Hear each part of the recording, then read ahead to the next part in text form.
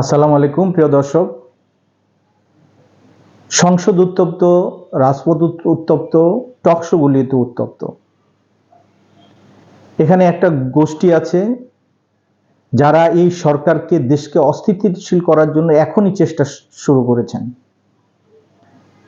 আমরা দেখেছি জুলাই সনদ বাস্তবায়ন, প্রেসিডেন্টস অর্ডার, গণভোট, এই তিন ইস্যুতে এখন সাধারণ মানুষের যে চাহিদা, মানুষের যে চাওয়া, দেশের যে কল্যাণকর সিদ্ধান্তগুলি প্রয়োজন, এবং বিশেষ করে এখন মধ্যপ্রাচ্যের এই ক্রাইসিস নিয়ে দেশের যে জ্বালানি সংকট এবং সেই জন্য দেশের যে একটা অস্থিরতা শুরু হয়েছে, সেটা নিয়ে কিন্তু কোনো আলাপ আলোচনা নাই। একটাই আলাপ আলোচনা, জুলাই সনদ বাস্তবায়ন, গণভোট। আরে ভাই, গণভোট কি আর আমাদের দেশে স্থিতিশীলতা নিয়ে আসবে? গণভোট কি জ্বালানি সমস্যার সমাধান করতে পারবে? আপনার সংসদে গিয়ে এইসব কথা বলুন। এখন যেটা হট টক, যে জিনিসটা এখন জনগণের জন্য এখনই প্রয়োজন, সে কথা বলুন।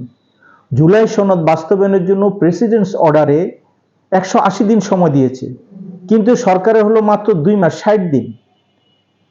সংসদ 14-15 দিন মেবি সংসদ বসেছে, এর মধ্যেই আপনারা অস্থির। আপনারা কি আসলে কি জুলাই সনদ বাস্তবায়ন করতে চান, নাকি সরকারকে এই মুহূর্তে অস্থিরতার মধ্যে ফেলতে চান? চান যে সরকার জনকল্যাণমুখী কোনো কাজ করে জনপ্রিয়তা অর্জন করতে না পারে, সেজন্য সরকারকে বাধাগ্রস্ত করতে চান? একটা জিনিস মনে রাখবেন, বাংলাদেশের মানুষ এখন সচেতন। আগের মতো না যে কিছু একটা বললেই আপনাদের পিছে পিছে দৌড় দিবে। মানুষ দেখবে আপনারা কি চান, আপনারা কি নিজের স্বার্থে এসব করছেন না জনগণের স্বার্থে। আমি ব্যক্তিগতভাবে এবং ন্যাশনাল ডেমোক্রেটিক পার্টির পক্ষ থেকে আমি বলতে পারি যে 11 দলের যে অ্যাক্টিভিটিস আমরা এই 17ই